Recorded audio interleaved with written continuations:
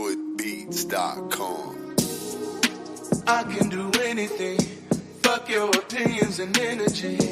I finally got the epitome. My biggest hindrance was God can't do nothing but fail. Greater is me. I never needed your deity. All of this human capacity. When it gets rough, I can pick myself up and prevail. I can do anything. Fuck your opinions and energy. I finally got the epitome. My biggest hindrance was God can't do nothing but fail. Greater is me. I never needed your deity. All of this human capacity. When it gets rough, I can pick myself up and prevail.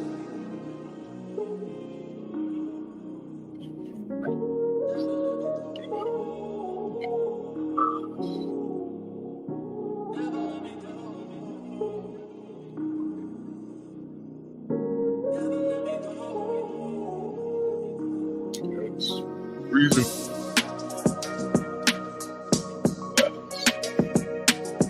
No.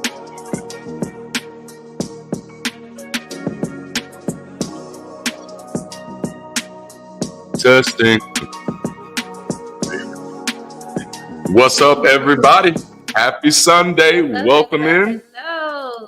Welcome in. How are you feeling out there? Thank you so much for joining us for another round of Sunday sessions. This has been incredible. It is the first of the month. PC, I am loving that profile pic. That was dope. Just monstrous with it. So glad to see y'all in here. I think today is gonna be an exciting conversation. As soon as I can get my mouse back where I'm supposed to have it. Yes. So, as you're coming in, be sure to like, share with everyone, subscribe if you haven't already, and hit that notification bell. We also appreciate those who are active on the community page. Every time Darante is posting updates there, and we appreciate your engagement. Oh, yeah. We also are excited about volunteers. We've been having some volunteers come up to offer their participation and assistance in different areas. So we appreciate that, but we still need more. So For sure. Make sure you look out for the forms on the description and in the chat later on. So if you want to volunteer, even if it's just a few hours of your day throughout the week, or just helping with the call-in show once a month, it's not much of your time, but we appreciate it. And also check out the merch if you haven't already. We still got to get the poor fellas all the extra merch we wanted to do. We are behind on getting out the new merch for Hey, sure. Alyssa, can't wait to see you this afternoon. Yes. All right, and so we do have a few acknowledgments before we jump into our announcements. And I don't know how this ended up getting squeezed in here, but like I organize things weird, and so there's always a label for something. But the one big acknowledgement this week is just the Discord growth and the activity in Discord, the conversations in Discord. It's been absolutely beautiful. And then we ended up having our first game night last night. It was super fun, right? Dale came out and hung out with us a little bit. Kyle organized this, and it was just like, it blew my mind because, again, I'm still new to Discord. And so it was really nice to kind of have that soft and safe introduction to games. And the games were incredibly fun. Like, I didn't know what to expect, but like, oh man, it was amazing. And so we're going to have another one on the 14th. And then, of course, as the community continues to grow, because we know we have so many people who are engaging our channel from different time zones and different parts of the world. As the community continues to grow, we'll be able to make sure we can cater to those different time zones. So super excited about Discord growth. Thank you all for just being a part of that and making it special. And again, I don't know if Kyle is in here. We need to get a link tree. Oh, yes, we do need to get a link tree. That's another new thing for me. I've seen it. I have no clue what it is. I think I'm safe when I think that it's a tree of links, but yes, like, because I have seen quite a few people using those. And so I've got to expand my mind into that area. But thank you, Kyle. Thank you, Nika. Thank you, Patrick. Thank you, Dale. Thank you for everybody who came out. Thank you, Eeyore, the second coming of Christopher Lee. Thank you. Like y'all are just amazing. We stayed there for like a couple hours. We did. Like it was like I felt bad because I think when I left, that just kind of like everybody was like, all right, we'll go ahead and leave. And I'm like, no, y'all don't have to. I'm just leaving because I had to eat. But but other than that, like it was super duper amazing. I did not expect to have as much fun as I did. Like, I mean, I expected to have fun, but I didn't expect to have as much fun as we did. And just being introduced to new games. And I'm not going to get those two dead red eyes of that robot staring at me as it sealed my fate. You'll have to tune in next time to get in on that reference. Yes. Another big acknowledgement is just we've been experiencing some growth in volunteers. And so that's another thing that I'm absolutely excited about. So as of now, we now have a community engagement team building up. Those are people who are really helping us make sure that Discord is an engaging place, is a safe place, is a fun place, and is a productive place. We're also developing our media team now, so we have at least 2 people on that team. That's awesome. And just going back to community engagement, we're going to be throwing a lot at Dale's way because now he's technically the only volunteer that has a team that's building in the area that he was in. Which is community engagement. And so now Nika's in that area. Kyle is in that area as well. Media team, we got 2 folks that have reached out, and one of them is already in the Discord and that are and they're helping us plan some things out as far as improving the production quality of the channel. And not just production, not just the quality of production, but also the different types of production. So bringing some animations, some skits, some promos, teasers, trailers, all different types of things there. And then the chat team, like we got our first volunteer for chat team last week. So I'm hoping to get them fully onboarded this week. And then also our administrative team. We got our first volunteer for administrative stuff this week. And I'm getting really excited about this is because we're at that juncture where it's not just about taking stuff off of my plate. It's about seeing this community come to life, you know? So when I see people volunteering to do stuff, that's the life flow of community. So that makes me really excited. All right. So I feel like I've talked a lot. So I'm gonna pass it over to you, babe, to handle the announcements. All right. So tonight we have the Ex-Pastor call-in show. Is this the third one? This is the third one. Yes. And it's the first of the month. Happy first of the month, everyone. Make sure you come back tonight at 5 Central, 6 Eastern. Lean into the mic, babe. Oh, can you hear me? Yeah, they can hear me. Okay. Come in tonight at 5 Central time to join us for the Ex-Pastor call-in show. Have your questions. If you want to join, you're going to jump in the screening room. We're going to drop the Discord link in the chat, so be prepared. We would love to have you there. Yes. And we also have another this week's Bible study with the Ex-Pastor. Yes. On Wednesday, it'll be a little early. 30 minutes early. Yeah, so we're going to be going at 4:30. 4:30? Yes. All right, so we're going to be ready at 4:30.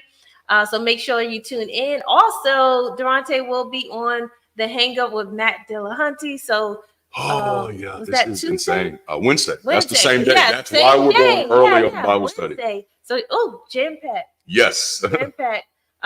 Next Sunday, we are also having special guests. So make sure you come back next Sunday. And I want to talk about this. And I know this is your time. I'm going to give you the mic back real quick.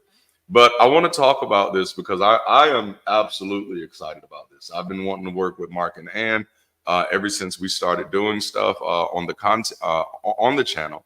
And so we've been talking for the past 2 weeks about a way that we could collaborate and how we could integrate having some conversations on our Sunday sessions. And so what we're going to do is before we start our next series, which our next series will be trust issues, which is fun. We're working on trying to pull a little animated skit together for that one to kind of introduce the idea. But before we go into that session, we're going to have a special session with us and Mark and Ann. And for those of you who don't know Mark and Ann Peralta, they're from the Apostate of Mind and just do absolutely great work on their channel. And that, again, that's one of the things that collaboration is key to me because it's the language of community. You know what I'm saying? As is complexity. But so I want to collaborate with as many others as possible, because that's also how you normalize secular community. That's how you normalize community without superstition. And so next week, we're going to be sitting down and just basically have an ex-pastor tell-all conversation where we're going to be sharing what it was like and building that conversation on what it was like being pastors, being pastors' spouses, what it was like having to serve churches, serve ministries, and of course, what it was like deconstructing as well. So I am definitely looking forward. Yes, it's going to be great. All right, so you want me to take over the rest of this? Order the new book. Obviously, Christ Held Up. If you haven't got it already, please get it. I have some copies coming into the house this week because I need to send out to people. Oh, and I have to respond to Tessa too. I need to send out Tessa a copy and Sharon a copy. Sharon, if you're watching, please make sure to email me where you want us to ship that to. But so for those of you who have not gotten a copy yet or not read it yet, please let us know. No, please go get a copy. Yeah. I was like, let us know. And the deal that we have running now, if you leave a review, I will absolutely send you a signed copy at no additional cost to you. So if you get a digital copy or a hardback copy and you read it and you say, oh my goodness, I like this and I want a signed copy, you leave us a review on Amazon, I'm going to send you out a hard copy, signed copy, with no cost to you. Yeah. All right. So FAQ Sunday, Friends and Questions Sunday. And I'm even more excited about this now after we've done the Discord game night, because I saw so many ways that we can incorporate the Discord. Because I was just thinking Kahoot for that Sunday, but now we can do so much more than Kahoot. So that's exciting. That's going to be the last Sunday in September. And that Sunday, all Sundays we have fun, but that Sunday is we're going to make FAQ Sundays always really community driven. So we're gonna try to have some games. We may even incorporate some prizes into that as well. Ooh, I think that might be neat. So we'll do some fun things there. Also, we're still looking for volunteers. We started asking for volunteers for the Ex-Pastor call-in show last week. Got one. Shout out to Alyssa. And so it made me realize, like, well, damn, why aren't we asking for volunteers for all of the live shows? So officially, we're looking for volunteers for all of the live shows. If you're interested in helping out in the live shows, and that's helping us out in StreamYard or in Discord or in the chat, please let us know. And the best way to let us know is through Discord. Like, that's probably going to be the primary mode of communication for a lot of things, because that's where the most of us are. And our live shows, of course, are just Sundays and Wednesdays. It's like church in that way. But of course, our Sunday sessions are on Sundays, and we do Bible study with the Ex-Pastor, which is live now. And that's on Wednesdays. And of course, the Ex-Pastor call-in show is also on Sundays. And then last but not least, hang out with the community members in Discord. You can do it before the show, after the show, or even when there's no show going on. And I really want to take this opportunity to just kind of brag on community members. The people in our Discord community are absolutely amazing to me. I was very intentional last week about getting in there and getting in hands-on with some of the conversations.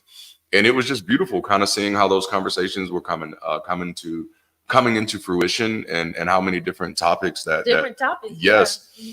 And then one of the things that I really liked is that community kind of creates the things that it needs. And so one of the topics that came up, which was obviously in line with the conversation we're in on Sundays now, is this idea of neurodiversity, which of course we're talking more so from the neuroplasticity side, but just realizing that there are many people that are non-neurotypical, I being one. But then what we're actually finding out is that this idea of neurotypical itself is an illusion.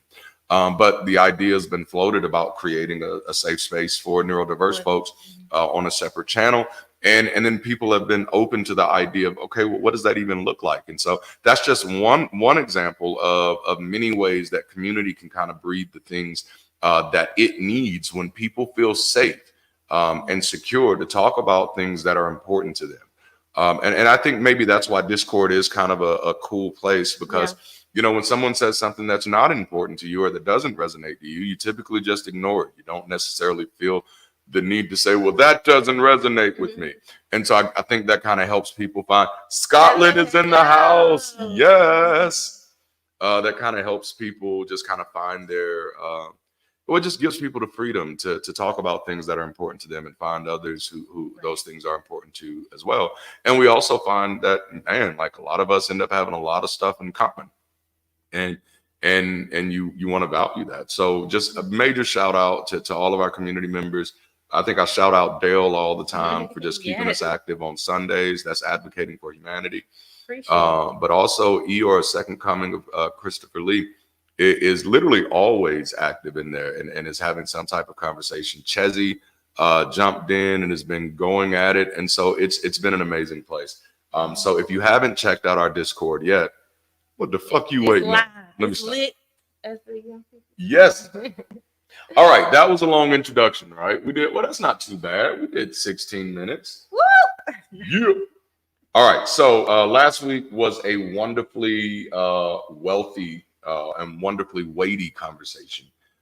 We talked about, you know, building on these principles that we've been, or not necessarily principles, but ideas that we've been talking about neuroplasticity, neuroscience, how emotions impact the way we think, the way we change our minds, the way we form our beliefs. And so last week we picked up and started talking about motivated reasoning, how sometimes we may be motivated to think a certain way, to almost kind of assume a conclusion. We also talked about how safety is a major big part of our beliefs, and whether or not we change those beliefs, you know, and when we change those beliefs, which is a great place to bring in this conversation we were having this morning, because so when we have these conversations with y'all, we typically kind of build off, continue the conversations in the home afterwards. And so I was realizing that, you know, kind of mind change kind of exists on the spectrum of safety. That the two most conducive situations for someone to change their mind is when they feel extremely safe, or when they feel extremely unsafe. Right. You know what I'm saying? And the example I gave when we had that conversation earlier this week was the idea of, like, you know, you say, you know, I would never jump off a tall building. I would that my mind is there. I would never jump off a tall building. But if I was on a tall building and I felt extremely unsafe, such as the building being on fire, I might be willing, tempted, more open to changing my mind about jumping off the tall building. What are my chances? You explore more options when it comes to and so in that way, you begin to realize that, okay, there is a high correlation with safety and with mindset, or with mindset. And so when you are trying to change someone's mind, or you're trying to change your own mind, you have to be mindful of that safetyness type, those safety extremes. And so, like, ever since I was a kid, I've had like all types of torturous dreams. Like, it's been something that sticks with me. And so, but I always like interpreting the themes of my dreams. And of course, years ago, I realized, like, my dreams don't tell me anything about anybody else. They tell me a little bit about some of the things that might be going on within me. And so we realized that the themes of my dreams for the past 10 years has been like conflict and violence.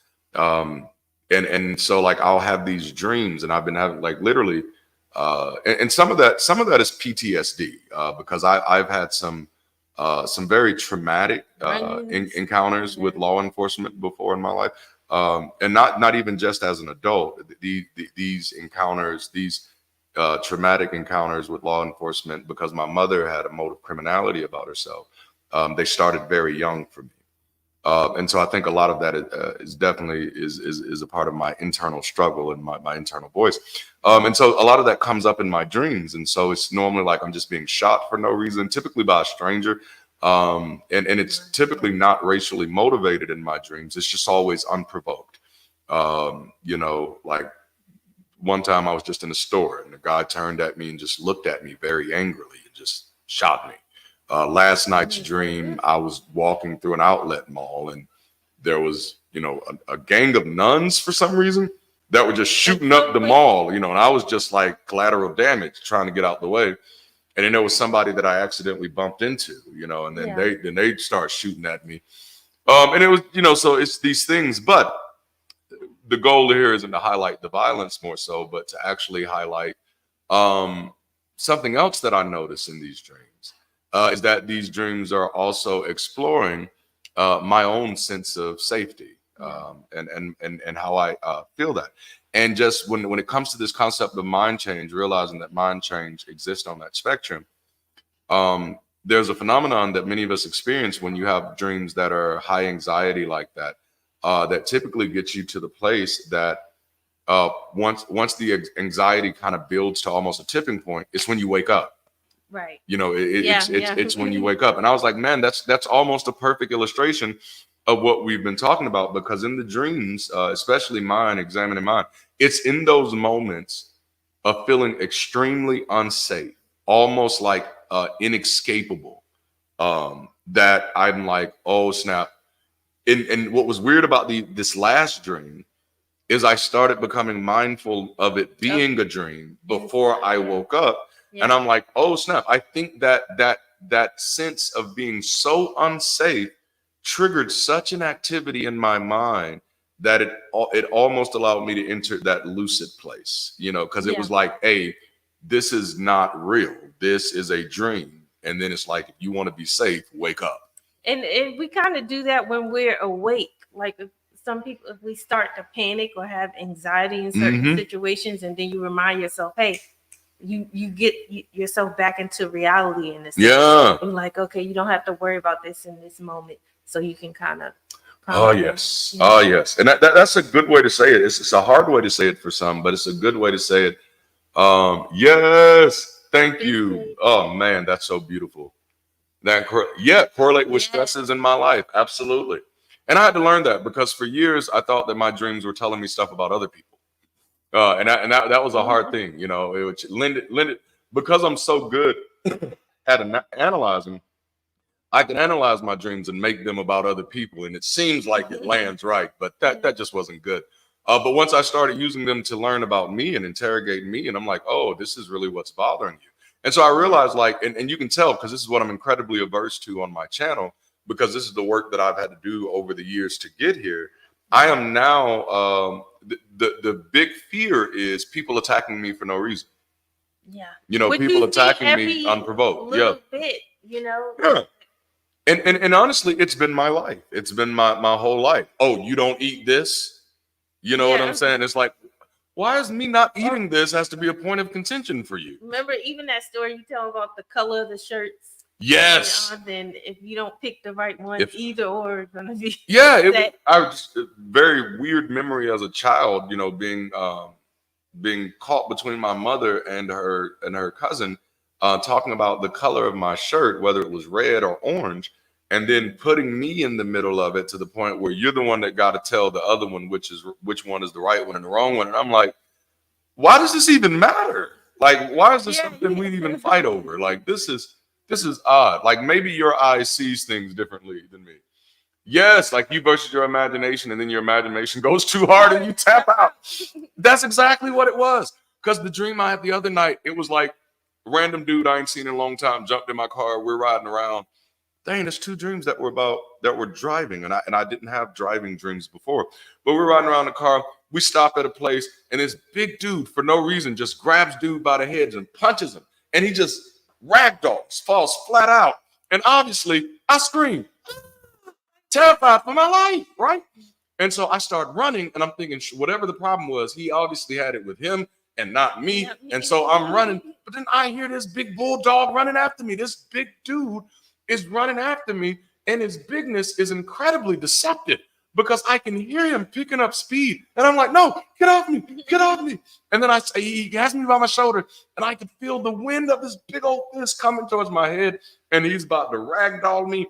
And then I'm like, dude, if you want to live, wake up. Well, that's tapping out. Like, you can create so many stories. It is. It is so good and vivid. It is, man. It's very funny because I ate tomatoes like they were apples. Yes, it's yes. Ooh, which, man, that's some Sigmund Freudian type stuff there, because that still does mean that, or it doesn't necessarily mean, but there's a correlation between my fear of being attacked and my lived experience as a child. Yeah. You know what I'm saying? It's like, which I remember sitting in a leadership conference one time, and one of the preachers said, none of us escape childhood without wounds, without scars. Yeah. And I just remember, like, I was crying uncontrollably for the rest of the day. Like, my homie was looking at me like, hey, bro, you good? Like, because it was like, it was traumatic. And I was like, oh, man. But sometimes dreams are a way of reminding us of that. Mind playing tricks on me, for dang sure. I know when I was younger, I had a lot of dreams of falling. Like I would roll off the bed and it just be dark, like a dark hole or something, a black hole, and I'm just falling and I'm not landing on anything. I'm just in empty space. Or I'll be in a big sea of water and I fall and I just keep falling. There's fish around me. And so I always had like this fear of failing, and a fear of falling, and that came to play in my dreams early on. And it's funny because we did talk about this morning, and that's why this is segued into this conversation. Is my dreams were the opposite in those early years. I had dreams. It didn't start with the fear of flying. It started with trying to fly. So I used to have a bunch of dreams about me trying to fly and literally like running and then like gliding just a little bit above the ground and then crashing into the ground and sometimes running into a tree, you know. But then those dreams begin to change to where instead of grounding, start floating and you start flying. And at first there's this excitement. It's like, I'm doing it. I'm doing it. I'm doing it. What the fuck am I doing? How do I get down? Can I get down? And then the anxiety just becomes overwhelming. And like I can feel at those times, I could feel all of those thoughts, all of those questions of like, am I about to float into an area of space where I can't breathe? You know, like what is about to happen to me? Why did I do this? Why did I do this? Why did I do this? And this is why if I can't go parachuting and stuff like that, I will panic like, oh, I can't open it, or how am I going to open it? When you kind of get in that space where I know how to do it, in the instance you're flying, so you're doing it. But it's like that fear of like, how am I going to land? If I'm going to land, how, you know? So. But you know, I think, and then we'll move on in just a few here. But I think that's very telling because it's a reminder that fear is fear. Mm-hmm. So sometimes we think it's fear because it's falling, but in my case, it was fear because it was flying. Right. Mm-hmm. So people are, you know, just the same way people are afraid of failure, people are afraid of success. Fear is fear. It doesn't matter what the object is. It's just fear, you know. And boy, does your mind have a way of playing with your fears, right? Which brings us back into topic is when exploring how safety works with mind change and how our sense of safety plays in that, we also realized it also can kind of lead to siege mindset, where people will retreat from what you're saying, not just because they believe it's wrong. Yeah. They will retreat from what you're saying just because they perceive it as an attack. You're trying to take safety away from me. You're making me not feel safe. So in those times, and this is what we talked about last week, they're not necessarily going to interrogate what you're saying because they're going to shift over. And that's where we ended up last week, talking about the soldier versus the scout mindset, where they're going to shift over to defending themselves instead of being curious about what you're saying. And of course, that's not a fixed bag. That's more of a mixed bag. All people are different. But these are some things that kind of lend to some understanding of those things. And remember why Darante this week he asked me that, are you in a soldier mindset or see? And I'm like, I'm in Darnaya mindset. Okay. I'm telling you that. Boy, you know, yeah. But that's a good thing to highlight because I know like that's something that used to aggravate me when I was a pastor and did marital counseling. Is that people would come to me for the counseling, but then they wouldn't use the tools. And it's like, you got it. Because remember, we did counsel somebody one time and we gave them some tools to use. And the next session, they literally told us, you know, like, hey, we got into this moment. We thought about using the tools and then said, forget it. Those people are divorced today. Yeah. You know what I'm saying? And I'm like, you got to use the tools. Like that's a major, and this is, you know, I'm going to talk about our community a little bit here. Not this community, but the communities we grew up with. This becomes problematic when we don't investigate, like when you're just separated from the idea of tools. Yeah. When you're separated, like the whole reason that you use a telescope is because your eyes are not that good. The very reason that you use a stethoscope is because your ears are not that good. Now, it sounds like the heart working the way it's supposed to. I think we're good here. And so it's like we use tools. That's the reason why you use a hoe. Not that kind. Not that kind. But I mean, there's reasons there too. But no, that's the reason why you use a garden hoe. Because your hands are not that good. So there are tools that you can use to help you so that when you get like all floozy, you can pull yourself back in. That's the way to tell the truth. Yes. I also don't know things I know I should because I don't feel like it. That's right. That's it. That's it. So true. And you know what though? We do have to start creating that safety to say it, because that's why we don't say it that way, because we feel like if I would just flat out say right now, I don't feel like doing this because I'm mad, then we feel like people are going to judge us and just put us in that box. And it's just like, no, as a matter of fact, like, and I know this is a little hard nosed, but I am one of those people who are really doing everything I can to push people to say, hey, stop giving a fuck what anybody else's judgment of you is, you know, because like there's two things. Who the fuck are they to think that they can judge you? And number two, who the fuck are you to think that you can't be judged? So like, just get over it. Like either way, it doesn't matter. Like I used to feel so tense when I used to try to go out my way not to do anything that would make other people feel like I was trying to be better than them. Right. Because like that was like the biggest insult in impoverished communities is, oh, you just think you're better than. I'm like, oh, I'm not trying to be better to nobody. Right. I'm just trying to be me. You know, but I would do that like so often that it definitely became a way that I begin to engage the world. Just try not to be better. And then one day, like, it's like, who the fuck am I to think that nobody could be better than me though? Yeah. Like seriously, how much of an ego do I have to think that nobody could be better than me? Yeah. Everybody better than me at something. It's something, right? You know what I'm saying? So it's a mute point now. Yeah, like it's like, oh no, bro, there's a reality. Like, what? Like, oh man, and like even people do that. Okay, somewhat of deviation, but like young men often do that with sex too. It becomes a part of this sex. Like nobody better than me. He can't hit it better than I can. Like this is a weird thing to be obsessed with. It is a weird thing to be obsessed with. Like unless you're in the championships, and I don't even know how that works. Yeah, but help me know. OnlyFans, yeah. That, you say that type of language for OnlyFans. I like it.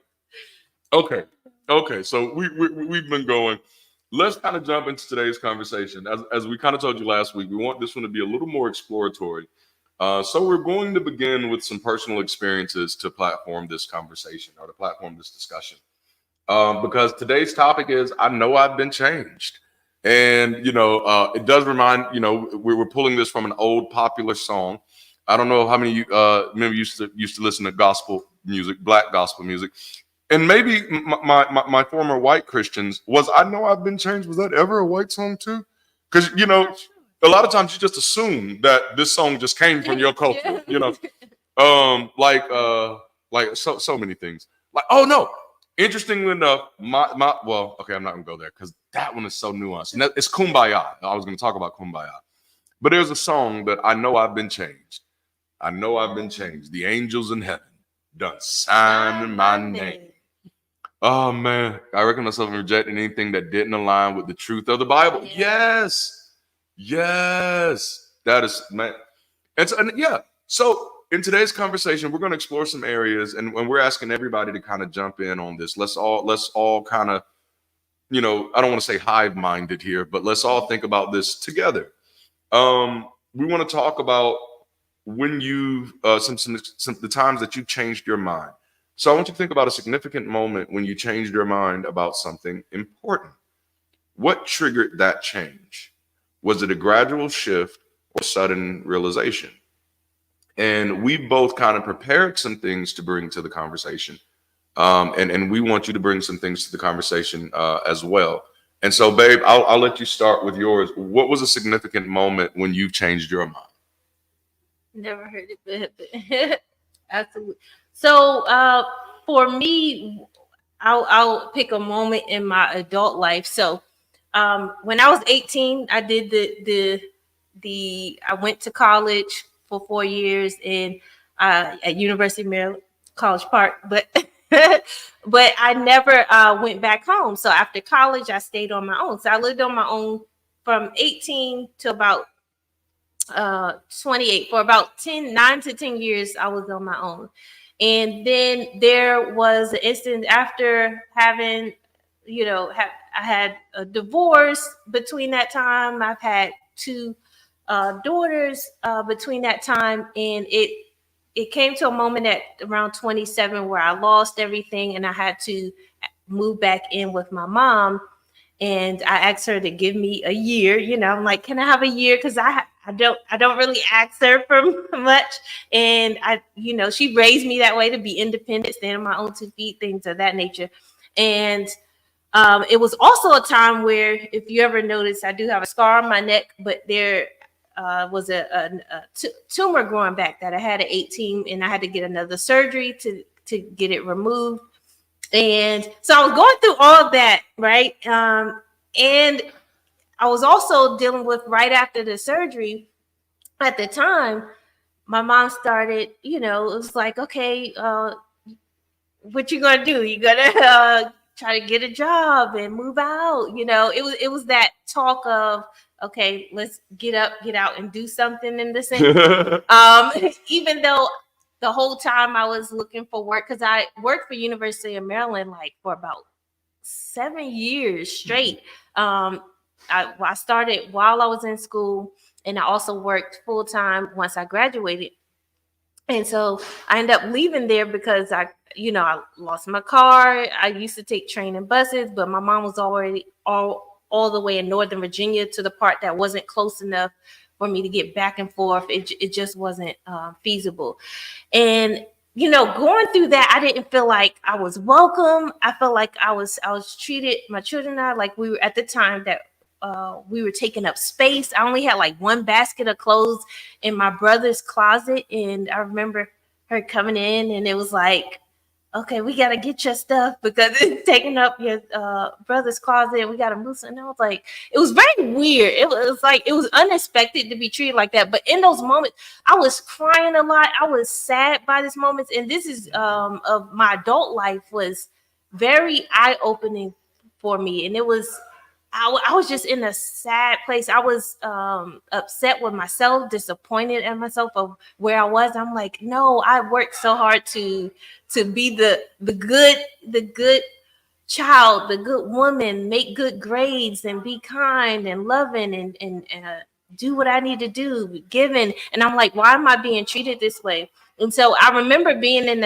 my mom's bathroom one time, just like just bawling out, crying, and I'm talking to myself, and I'm in the sense at the time praying out, like, why am I being treated this way? Why is this happening?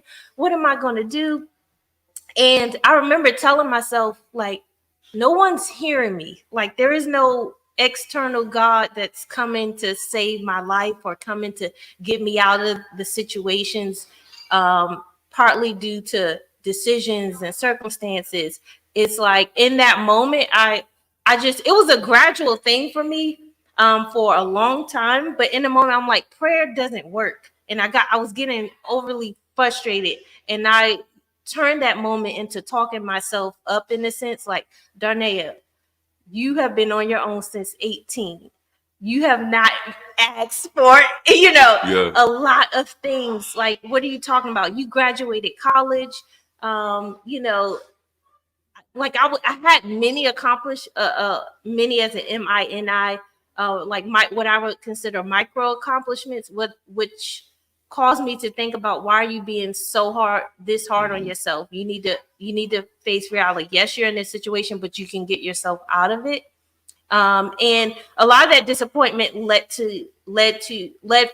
from expectations of my mother. I thought my mother's going to treat me the same as if when I was living in her home, for 18 years. Like, this is my mom. Like, she will always say, you're always welcome, you're always my child. Now we talk this out, so I don't want to make it seem like we're still like in a negative place, but this is what was going on at the time. So I was very frustrated. And so prayer for me was a mind change. I started to look at prayer differently, even though it was a gradual thing. And I understood that prayer doesn't work in the sense of I'm just going to pray and let God handle it, or I'm going to pray for my mom, or my mom's praying for me, like my daughter's going to get it right because God's going to interfere. And I understood God isn't going to interfere. Jesus isn't going to interfere. His disciples, Moses, nobody's coming for me. I have to decide to get up and decide what to do. And so after that moment, I just started applying again to, how you apply for 6 months and nobody called back. I was like, wait, come on. But I'm a college graduate. I'm smart. If you give me a job, I can do whatever I need to do. I can learn what I need to learn, but it was that in that situation. And I started, that's when I started writing or creating new things like Uplifting Our Youth Project. I started creating a dance company. Like, I just went into entrepreneurship mode. It was like, what can I do to impact my community while helping myself? Yeah. So there's a few things I wanted to highlight that because you didn't put all of that in the notes. So that was a lot. Now I feel bad having to come behind that. And Dale will be my witness that all of that was not in the notes, because Dale gets the notes every week. But no, that was great. And there's a lot of things to highlight there. And first, it brings about, it took personal accountability for me. I had the thought I can pray all I want, but I also need to do stuff with the prayer. That's right. Absolutely. Yeah, like this can't be true. Yep. It's this idea of the first thing that I wanted to highlight is that you were in a space where you felt extremely unsafe. Yes. And that's what made it easier for you to you say, you know what, I'm just going to say it, because like, if I don't say it or not, it's not going to change anything. And so it became, or that inner dialogue becomes, no, there's nobody out there listening to me.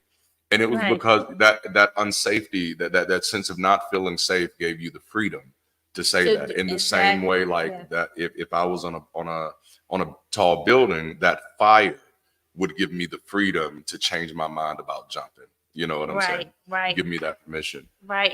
And I grew up in a household where, or not just our household, just everyone around me, my mom, and some of my family members, you always hear the saying, like, everything is going to work for your good.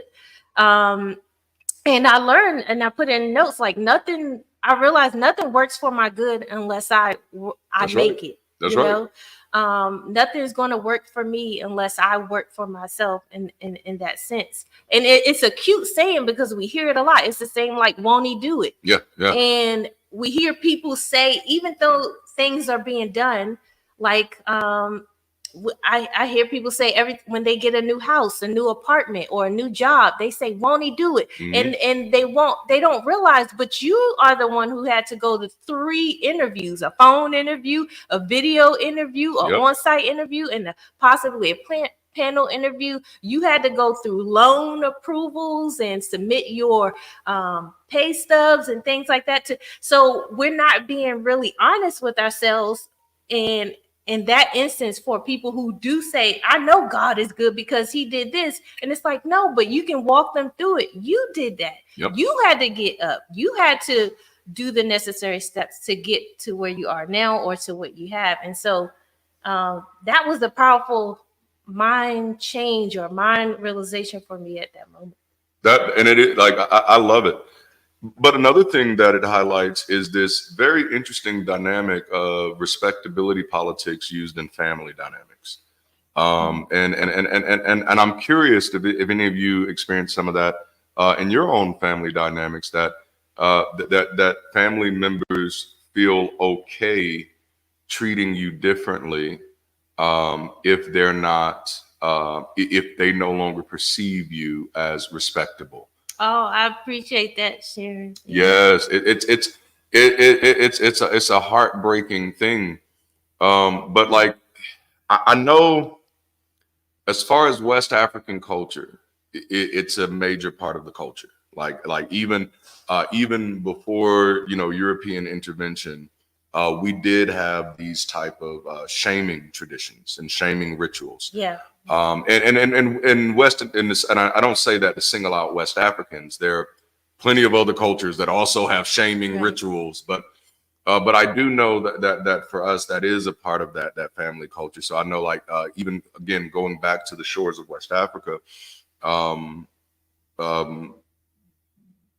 if a young lady, you know, slept with someone outside of the purview of the parents or the elders, then the community would shame her until she loved them again. It's a very weird thing. Weird. But that's what you see even in the church world. Yes. That, you know? Yeah. It's again, God only helps those that help themselves, for damn sure. For damn sure. But it definitely becomes to where, so, and that's one of the things that actually, you know, made me pull away from church in a very strong way, is watching how quickly people would turn on their kids over this image of respectability. Stood back and see the hand of the Lord, right? Yep. It was you know, so if a parent finds out their child is gay, then now this messes with your respectability image, you know. Especially, like, you saw a lot of virulence, and I think that's the word I was looking for earlier, from men. You know, now they feel like they have to be over macho to dehumanize this person because they don't match your image. You know what I'm saying? Right. Of what you think is respectable. And so I am interested if any of you others see that interplay in your life. When there's almost 80 always says, you thank God if something good occurs. I just hold my peace and not correct. Still love her and have to remember where I used to be. For sure. For sure. All right. So I guess I'll share my moment now. What about you? My moment is not going to be as, it was very significant for me, but this one wasn't a trauma moment, which I do have lots of those. But this was the moment that developed a saying in my life, that what I think to be true today, I may know to be false tomorrow. Yeah. And it was this moment. It was in high school. I was either, it had to be 11th grade. I think so. I think I was a junior. And it was a conversation that resulted in my drifting away from a fundamental view of scripture, but also even a fundamental view of myself. I went to school in Alabama for the most part, a little bit up north as well. Well, we say up north, but it's not really the north. But in Alabama, a little city town called Ozark, at a school called Carroll High School, 90% white kids and stuff like that. I was in choir, gospel choir, concert choir. They don't do gospel choir down here for real. Concert choir. Show choir and stuff like that. And of course, you also take those electives just to be able to hang out with your friends and stuff. Right. And I was in class one day, or we were in that room one day. I don't even feel right calling it class, but we was in that room one day, and one of the guys was a friend of mine. He was an atheist. We all knew he was an atheist. He was like one of those emo atheists too, so it kind of had that satanic looking vibe to him. And so, like, I had obviously already kind of marked them in my crosshairs as somebody that I was going to get saved, because people like that were my specialty, you know, because I could normally just show them the love of Jesus in a very real and tangible way. And it just, hallelujah, you know. But so he had made mention of smoking cigarettes or something after class. And I was just like, you know, God wouldn't want you to do that, you know? Yeah. And so, and I'm thinking I'm about to use this as an opening to really show him, wow, like how long you got, right? Yes. So, you know, I was gonna use this as an opportunity to show him that I was gonna represent the love of God and show him that he was incapable of loving himself. And that the fact that he was gonna be smoking cigarettes showed that he didn't really love himself. And so I just knew that this was going to be a moment where I was going to get him. And by the end, he was going to be crying onto my shoulder, and I was going to be welcoming him into the kingdom of God. Yes, you know, God would want you to. Yes. And so in the middle of this conversation, me talking to him about how his body is the temple of the Lord, and he's been listening intently and patiently the whole time. And because I'm like, I got him. And I'm telling about how the body is the temple of the Lord and that you want to keep that thing pure. And then like right at the end of my appeal, he says, "Do you like hot dogs?" And I'm like, "What?" Because I didn't see that coming. Like, where was this coming from? Yeah. Like, this came completely out of left field, bro. We're talking about cigarettes, your body, the temple of the Lord, and your health. Yeah. He says, "Do you realize that high blood pressure and high cholesterol are two of the major killers in the African American community?" Now I got this white guy schooling me Like, you know, on black nutrition, and he is 100% not wrong. And what he did in that moment is expose that the thing that I thought I was really concerned about, I actually wasn't. Yeah. You know, I thought that I was doing this because I'm concerned about your health and I'm concerned about how you live your life. But I'm really doing this because I'm concerned about your compliance. That's it. And I also see myself as morally superior than you. Yeah. And so, and normally that worked. Normally I could talk to people, which shows you how easy the pickings are. You know, but normally that type of stuff worked. But for this well-informed, unoffended, and unoffensive young man who likely grew up in a secular household, I could only guess, because he just wasn't moved by it. And it's Ozark, Alabama. It's a very religious city, you know, very religious school. You know, you don't have to be private schools to be religious schools in Alabama. All the schools are religious schools. Yeah. But you know, he was unfazed by all of it, and he just had this very clear-minded conversation with me where he didn't even find the need to defend his cigarette smoking. He just highlighted the dissonance in my claim to be concerned about his health and what's best. Yeah. He highlighted the leapfrogging that I did. Like, if you're really concerned about this, you'd probably not be eating those hot dogs or the fried chicken, you know, or the fries or the pizza. So like, and what he really showed me is that somebody had already picked my target for me. That I didn't come to the conclusion that this thing was wrong. Somebody told me this was wrong based off of societally accepted reasons within that microculture, but I had never interrogated those reasons. And that, like, because I am that type of person, I am so curious that yes, I am a bull. So if I think I'm right, I'm going to stay where I am and I'm going to stay there. But the moment you say something that demonstrates that I'm wrong, I am excited. I am engaged, because then it gives me a project to now refilter my entire life and say, ooh, what else did I get wrong based off of this misunderstanding? You know what I'm saying? So like, I get absolutely excited by that. So he did me a favor. When we had that conversation, I wasn't mad at him at the end of that conversation. I wasn't triggered by it. He helped me change my mind. That was a significant moment for me.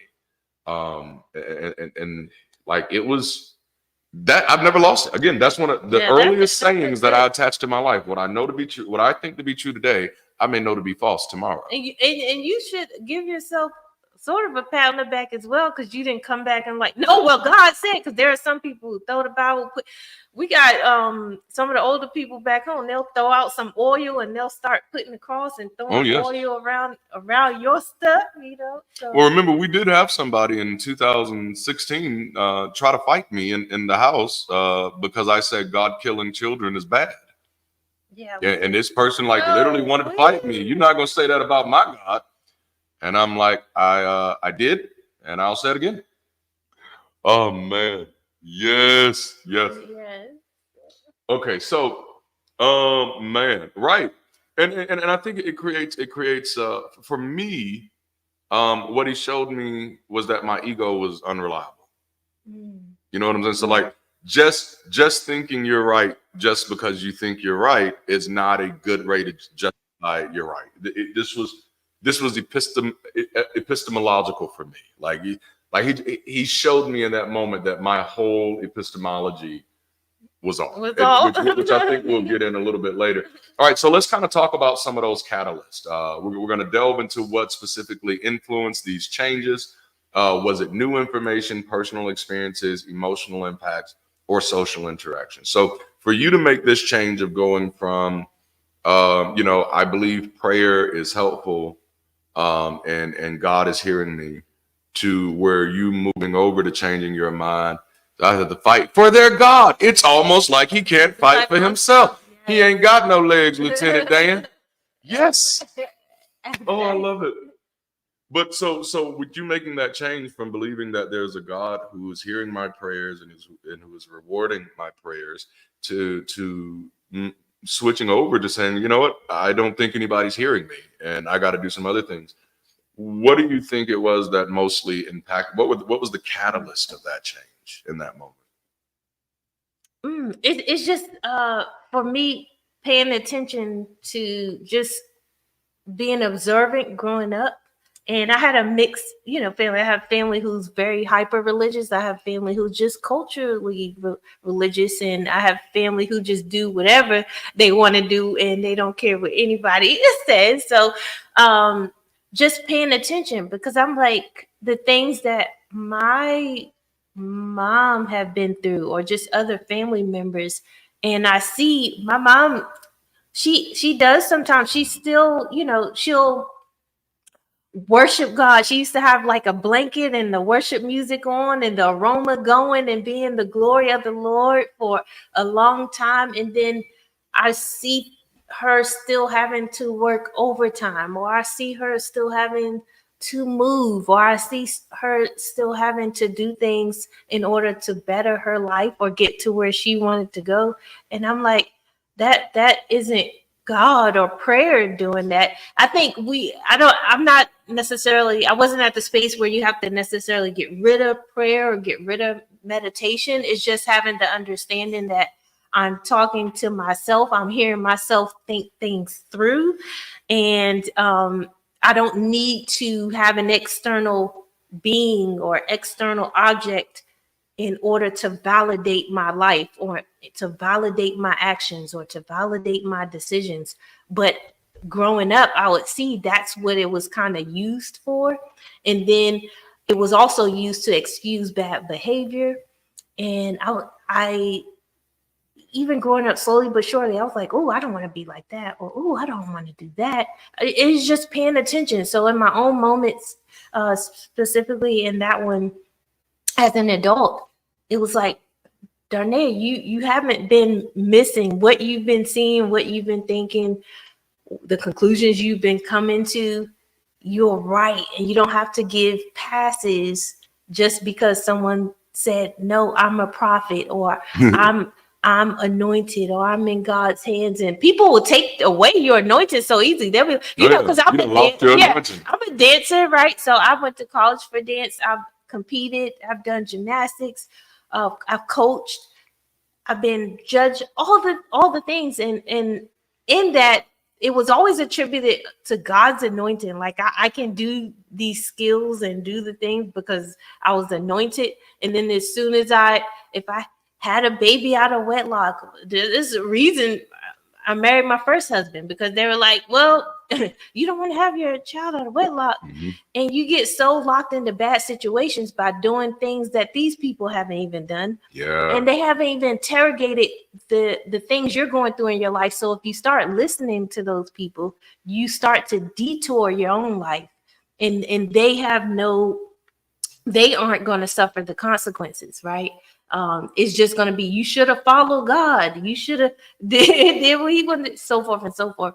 And so it was a number of things, of life experiences and emotional impacts for me that ultimately led to that final decision. So that's why it wasn't hard for when you came back into my life and you started going through working through things and you're like, I don't really know if I believe this anymore. My husband gave me the option. He was like, you can divorce me, you can leave me if you, and I'm like, that's a petty reason to leave somebody because they're working through things, working through their life, growing and progressing.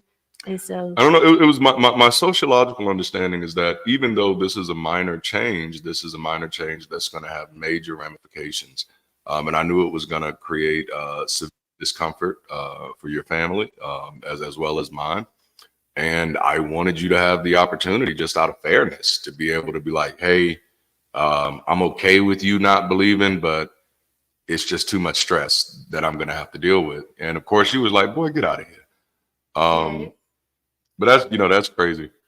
Oh man, one of the things you said, well, just a few things you said just made me kind of think about how one of the reasons there are more non-believers in this generation is because almost there's a freedom to interrogate your families, your parents more specifically.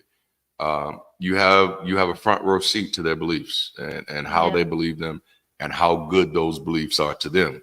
Yeah. And some of this non-belief and skepticism actually does come out of a place of love. And it's like, I got tired of seeing, for some people, where I got tired of seeing my parents, do this and trust in God, and then God didn't do anything for them. Sometimes that's the tipping point for some people's skepticism and atheism. And that's probably likely a valid thing to study. And with the great, yep. Man, it's insane. Like, but because it's just like I was doing with my look, I'm a bastard from Alabama. It's just like I was explaining it's okay for Mary to be pregnant out of wedlock, and we did have that conversation because I'm a very intense person. So like, I'm very protective of my time and my space because like, you really don't want to be in my space unless you can handle an intense person. And intense means like I ask a lot of questions. Same, boy, same situation. Yeah. Yep. See, wow, like that's I never got mine's names, which I'm happy for. Even though I have my grandfather's name and he was a murderer, so that's not that great. Not that great, but yikes. But it's definitely, just really getting that freedom to live and kind of let live and experience life. And we walked through this situation as much because this was like this was stuff that weighed really heavy on my wife because she was like, it was, she felt like, which I think we've all been in a place where you felt like somebody else's disappointment. And I think that's one of the most reckless things that we've allowed to happen in parenting in particular is teaching parents that it's healthy to put upon your children this idea that they owe you their appointment, because that's what disappointment is, like, and that's dangerous. Like, I'm not saying you can't be disappointed in your children, but I'm saying your children can't be your disappointment. Your disappointment is your disappointment. You know what I'm saying? And especially as we interrogated this, I can remember having the conversation because we were talking about it. It's like, because, you felt a way about that treatment and about, and it was just like, and at the same time, even though you knew the treatment was wrong, like you also felt like bad for not being able or to live up to this standard. But the problem, the hypocrisy came in when we looked at it. It's like there's like 3 generations of people here who have not lived up to this standard at all. And the good thing about Darante, he walked me through, even though when we first, so I met Darante in 9th grade and I joined his prayer group at Gwynn Park High School. Yes. And I was, but then he left and I didn't know what he was going through at the time, but we ended up circling back.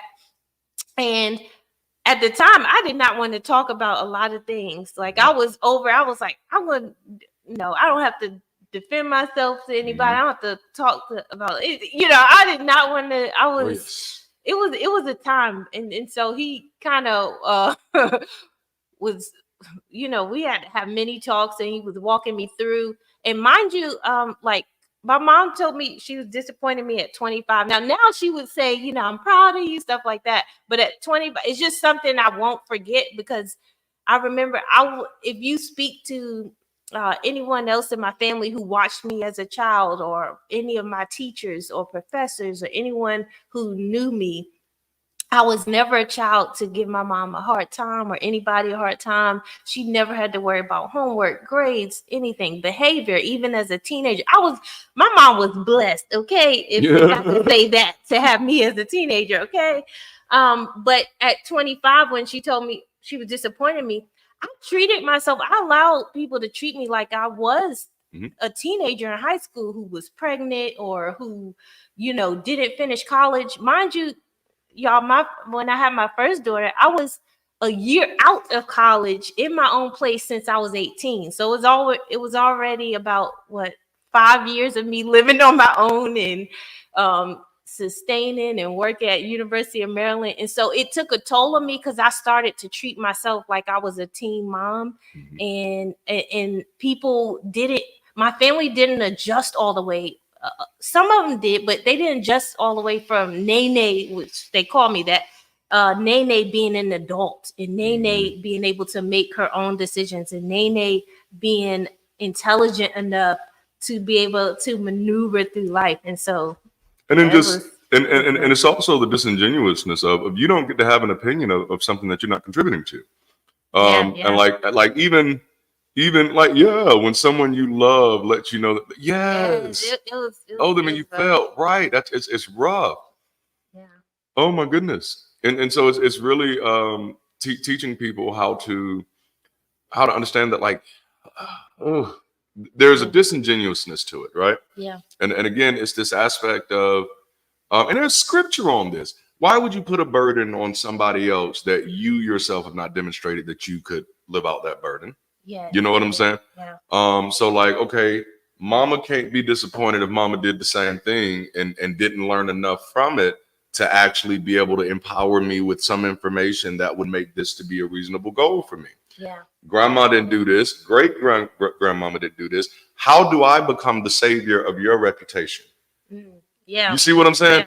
Yeah. And that's what we have to be careful of as parents is trying to live vicariously through our children and imposing standards that we haven't even met yet on them. Like, and so it's like, and so this is why, like, I was pretty much like, fuck you to everybody, because I'm very much like, you don't get to tell me what to do if you can't demonstrate that you can do it too. And the audacity of you to be mad at me about not doing something that you have not done either. I never looked at it that way, because when it came to like consequences or things I was dealing with in my life, I always blamed myself. I always looked at myself, not the other person. So, everything that I went through or my kids are dealing with, things of that nature, it was all on me. And you helped me to see, no, there's more than one party in this situation. For sure. So, and also understanding that other people's emotions doesn't tell you anything about you. Like, if you're mad at me, your emotions of being mad gives you no insight about me. Yeah. Your emotions can only give you and me insight on you. So if you're disappointed in me, you're saying something about you, not me. Yeah. If you're mad at me, you're saying something about you, not me. And whether it's valid or not is a whole nother other conversation. But I have learned to get out from under other people's disappointment. And I have learned not to trap other people into my disappointment. So I literally, like, I've had people call me and say stuff like, oh man, I didn't want you to be disappointed. And I'd be like, hey brother, I don't sleep with you. You don't always, yeah. Like, you and I didn't have an appointment. Your life is your life, And again, just the audacity of telling somebody, well, oh, you had a child, now this is this and this is this, and you have all of these opinions, and you're not going to be a part of the social framework of that person's life. Get the fuck out of here. Get your opinions out of areas that your money and your hands are not going to be a part of. Don't need the opinions. And that's why I live with most people. And I I try to help people realize that too. Like sometimes you have an opinion on shit that ain't got shit to do with you. And your opinions are just not helpful. You know, opinions are only helpful when they're informed and they are insightful into a particular issue that I'm dealing with. And you just telling me you don't like what I'm doing or you don't like what I'm saying is not insightful nor helpful. So it's just like, keep that shit to yourself. But even like, because in the church world, yes, pastors did believe in like black pastors and mega church pastors. We believe in like picking our children's lives and controlling those lives.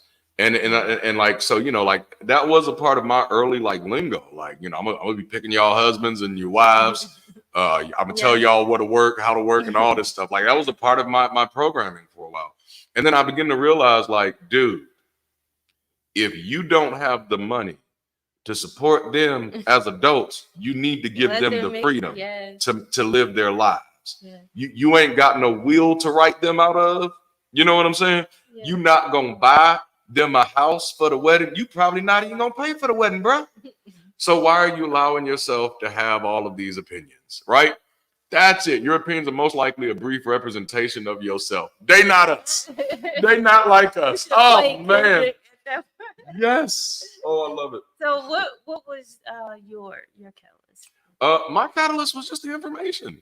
And I think it was because of the safety of the social interaction. It's the fact that he was very poised. He was very collected. He didn't become anything that I could have excused as demonic. You know, he didn't start getting mad and enraged, and I could have said, "Oh, that's the devil." You know, which is done. You know, he didn't give me any emotional clickbait. Thank you for feeling comfortable sharing your feelings with me. Do you need help? There it is. I like that. But he was just very clear, like, "Hey, do you eat hot dogs?" And then, you know, "Hey, your people are dying from this, and so if you really care about health, it seems like you'd be trying to talk to the people who are eating hot dogs and stuff like that.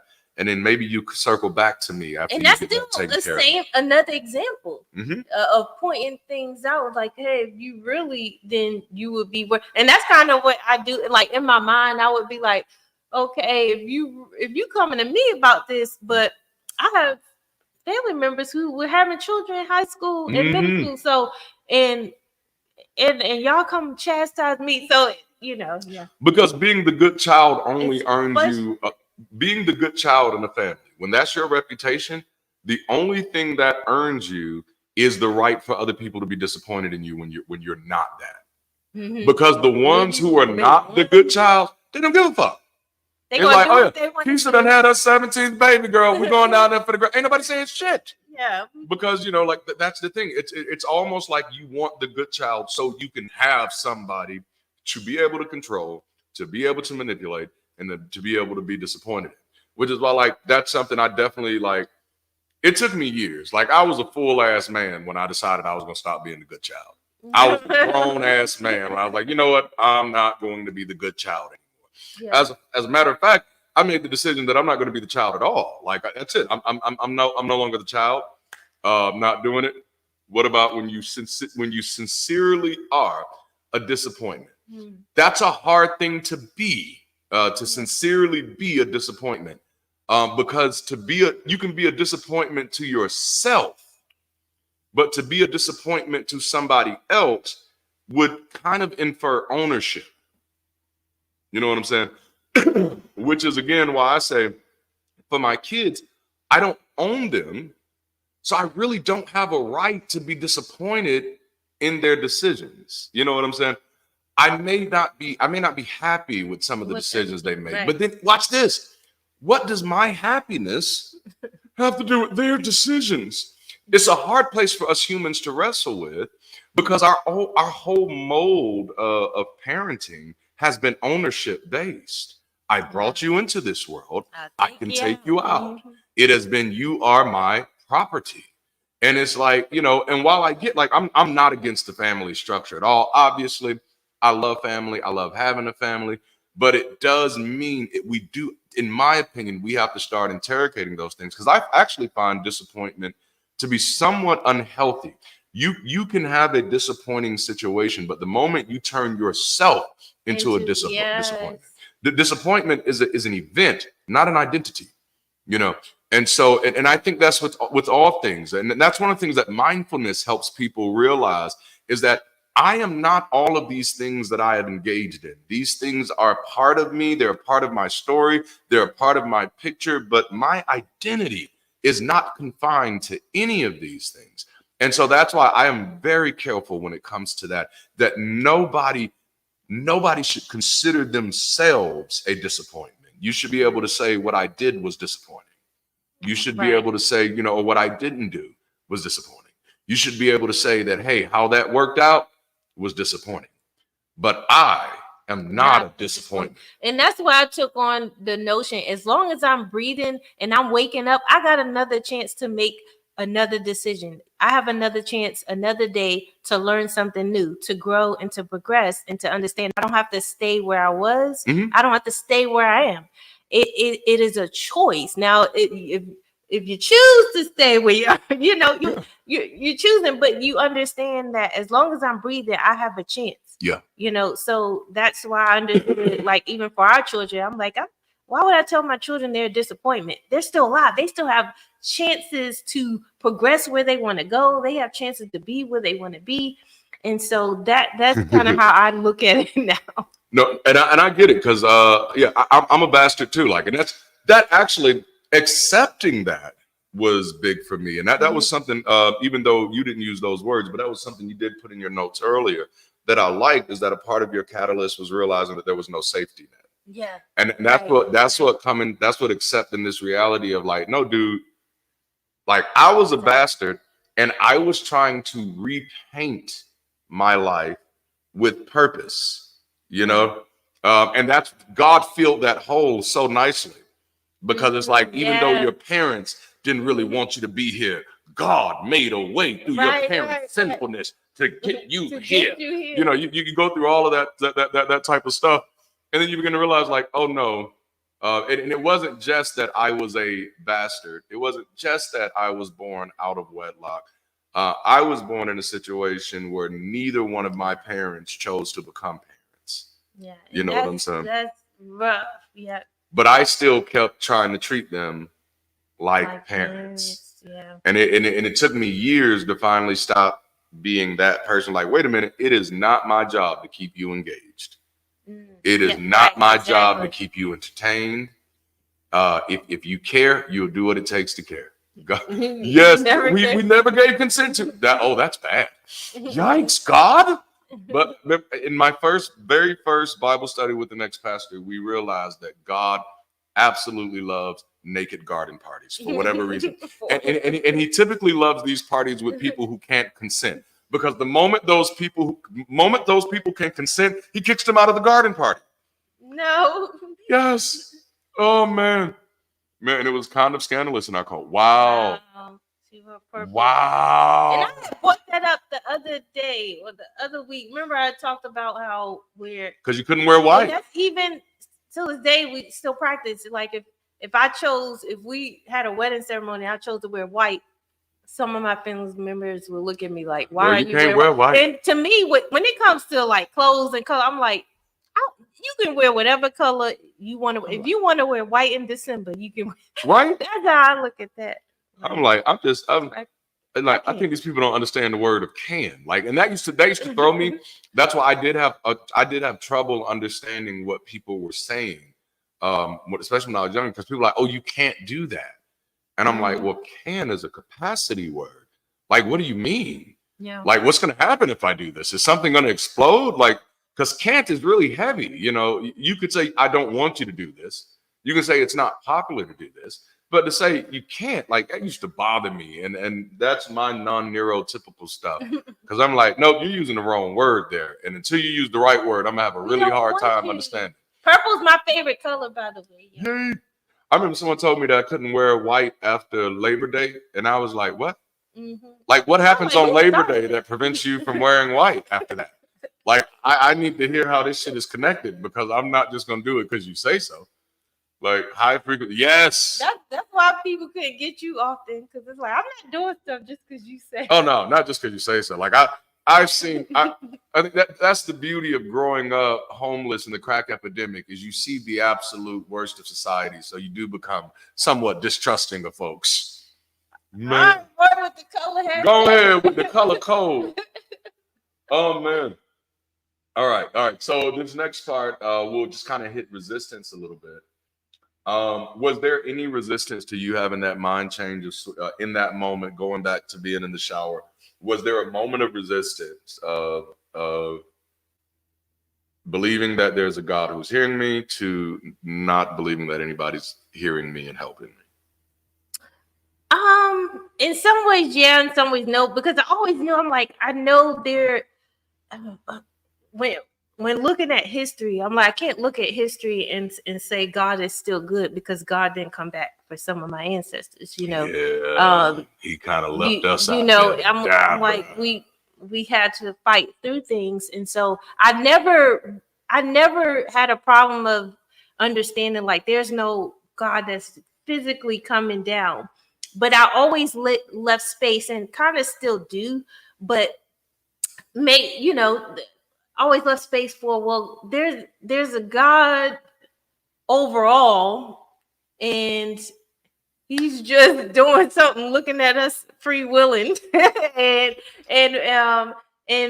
sitting up there, absolutely. It was like a security hope. You know how like hope was security, so it's almost like telling yourself like, you have to do it, but there's still a God, there's still angels, there's still ancestors who on your shoulders or hear your voice, and you putting stuff in the atmosphere, and it's going to shift in your favor.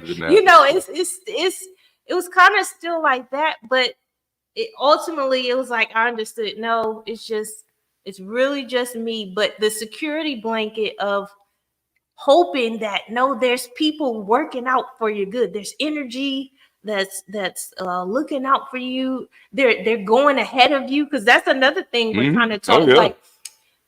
This is all biblical language going ahead of your steps, so clearing your path so you don't have to worry. It's just a hope is like security. It's like it's the language, and I know some of y'all are gonna get mad at me a little bit here, but it's the language of the lazy, because what it all is somebody else is gonna do it for you. Right. Or it's already been done. That's right. And you just gotta find that door.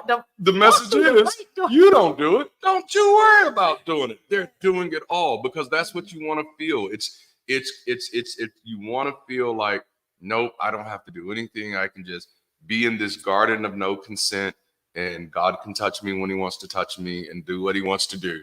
And that's life. And then it is a hard one. And it's funny, because I was always around people who's going to pray anyway. So even though we're in this big prayer circle, and I just know, I'm like, okay. And you can boost yourself up. So again, I'm not saying like people stop praying, stop meditating, stop thinking, stop talking to yourself, things of that nature, because you can internally give yourself a boost and work things out. But for the people that actually believe, if I just pray, it's going to work out, and I was constantly around that. So, it's like and that's why it was hard for me to discuss and communicate feelings that I had or things that was hard for me to go through. It was hard for me to even talk to my mom. My husband had to keep pushing me like, no, just have that talk with her. And we had that talk. But, when people are constantly saying, if you say, you can't even get it all out. If you just say something is happening or something has happened, or you felt a certain way, it's going to turn into prayer, and that's it. And we're going to have this strong prayer. We don't took care of it now. Tongues, God got it. And you're like, no, that's not it. I still got to go back to it. I'm still gonna be pregnant after this prayer. Yeah, I think resistance. I'm still gonna be broke after this prayer. Yeah, if you keep putting yourself around certain people, the resistance comes with the people, and that's what I felt like. It's like they know, oh, she's intelligent. She's a little bit more. She's smarter than we think, because they thought they're used to Nay being so compliant. Nay's gonna do what we tell her to do. Yep. Nay's gonna walk how we tell her to walk, wear what we tell her, think what we tell her to think, and because as soon as they saw me slowly doing things for myself, it becomes like, Ooh, which Tara, so that's which it. that just highlights this idea that many times we're trying to change other people's minds or keep their minds where we need them to be so it doesn't change our own minds. So then if people see that you're going, when people see that you might be moving away, all of a sudden they want to try to keep you from doing that. And it's really not about you. In the same way that me talking to the atheist about smoking cigarettes, it wasn't really about him.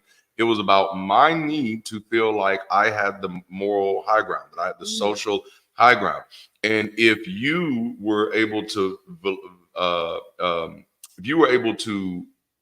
validly present another way of looking at this thing, then it would make it really hard for me to continue to see my way as the right way. And that's one of the reasons that people are so resistant to mind change when it comes to other people, because then it's other people changing their mind becomes a threat to you. Right. And of course, we see this obviously every 4 years in this country outside of religion, but very easily with religion. So like, again, kind of talking about, you find out one of your children is of the LGBTQIA plus community, and that person is not necessarily really upset that their child has this different lived experience. They're upset that this different lived experience will no longer make me comfortable filling on to these beliefs that I used to have. So now your lived experience is a threat to my internal safety. And then we begin to treat people like our internal sense of safety is their fault. So because you're not straight, now you're hurting me. Right. You're hurting me. After Labor Day, right?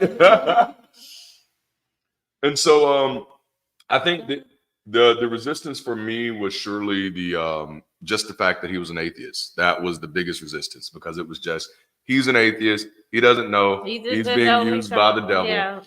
So literally, because my mind thinking, because he's an atheist, discounting his ability to accurately or authentically engage. And it seemed like he was aware enough of the type of person that I was and the type of person that he was to navigate that masterfully. Yeah. Not one time in that conversation did I feel attacked by him. Not at one time in that conversation did I, again, like I said, he gave me no signs of anything that I could have just written off and have been like, well, that's the devil, because that's typically what I was going to do. Yeah. So yeah. Whew, that was a lot. Yeah. And we still have a little bit more, but we're still doing good time, so I'm not mad at it. But well, actually, we're pretty much at time. Yeah. Because this is not a 2-hour show. I was going to say we're doing good time. Like, no, this isn't a 2-hour show. This is the 90-minute special. What's up, Cray Cray? I'm Cray Cray, but more Cray Cray than my Cray Cray. I cast lots this week. Moving to Miami, fellow Christians alike. Are you sure? Like, how far does faith go? Are you moving to Miami for real? That is, oh man, we just talked about Miami this week. Yeah. Me. So we were going to get into mindsets, but I don't know, like, we're pretty much so good. It was a good conversation. This is great conversation. I think I will just hit these mindsets. Like, we're not going to talk about them. This would be some stuff for you to look at. But it's going to be hard to hit these without talking about them.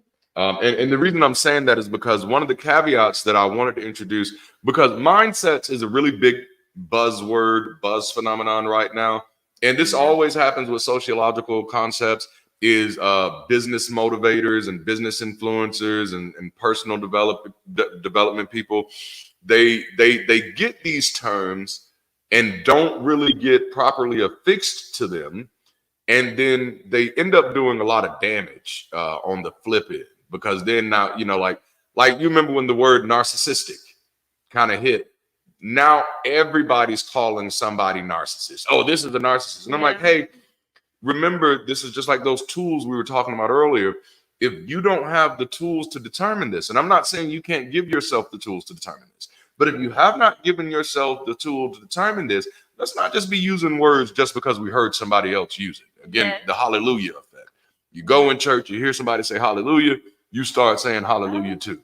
That's what we do with words like gaslighting, narcissism, arrogance. A lot of times people are using these words, not having any really real understandings of them, grit and stuff like that. So before we jump into the mindset conversation, which what we may do since we are closing out today, is I may take these notes and put those in an entirely different series. So we're dealing with just the mindsets. Because we introduced soldier mindset, scout mindset. I want to talk about benefit mindset, global mindset, abundance mindset, scarcity mindset, promotion mindset, prevention mindset. And the reason, and I'll kind of close a little bit here with this. I do want to hit that mind map. I'll kind of close a little bit with this. The reason that I really want to get in this conversation, because I do want people to understand that mindsets are not static. And so you're not going to meet a person that just has one mindset, and that is who they are all the time. Mindsets are more like modes of programming that we slip in and out of based off of our own sense of traumas, triggers, or even triumph, but it becomes a really fascinating way to interrogate yourself and the posture of your mentality using the utility of language and the art of analogy, and this is an area that I actually do my work in, because I built frameworks around some of this stuff. But that's one of the things that definitely separated me in this particular industry, is when I share my information and my frameworks and stuff like that, I'm always trying my best to stay academically integral and reminding people like, no, I don't have the red pill or the blue pill for you. I don't have a fix it all for you. There is nothing that we can pull out of this that is going to be your ABC to, life abundantly. And so I don't play those games, but I do like for people. I love for people to be able to benefit from many of the ideas and frameworks that exist in sociology and psychology. I definitely want us to engage those things responsibly. And so that's what we'll do with that one. We'll bring that back. We'll put that into an entirely different conversation. But I do want to end here on this mind mapping thing. So if y'all can give us 5 to 10 more minutes, we'll wrap this thing up. Because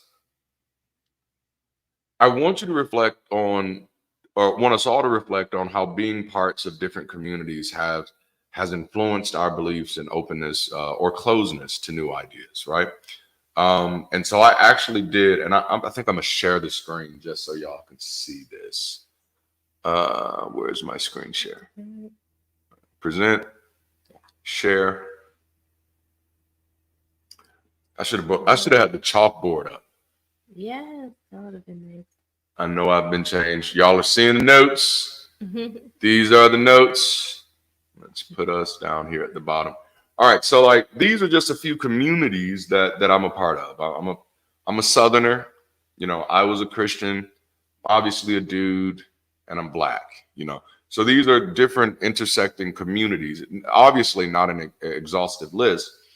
And just as a Southerner, a belief that I used to have was just that Northerners are rude, and it's a common thing that Southerners believe. That Northerners are rude. And the way that this belief impacted my mindset was I developed a hospitality bias. That means that what we consider hospitable is the only way of hospitably engaging. And therefore, if you don't engage the way that I engage, you must be rude, which of course is a fallacy. But then also I'm a Christian. Different tools for different jobs, absolutely. Also, I'm a Christian.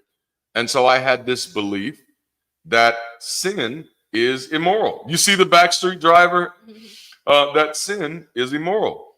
And what that led me to do is the way that impacted my mindset is I developed a superiority complex, which, as you can see in my notes, moral arguments are often more about the high ground than the high road.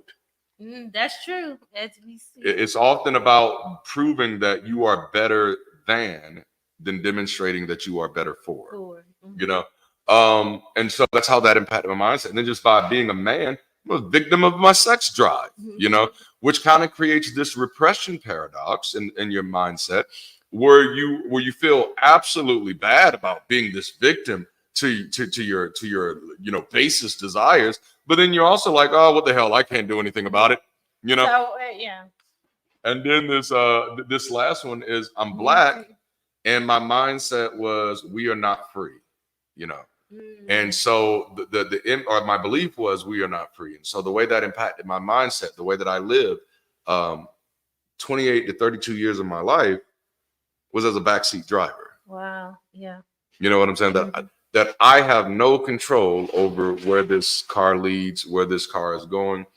And so that's just this was my way of kind of sharing one of the ways that you can explore that of how your communities or what communities you've been a part of impacted your beliefs, and then how those beliefs actually impact the way that you show up in the world.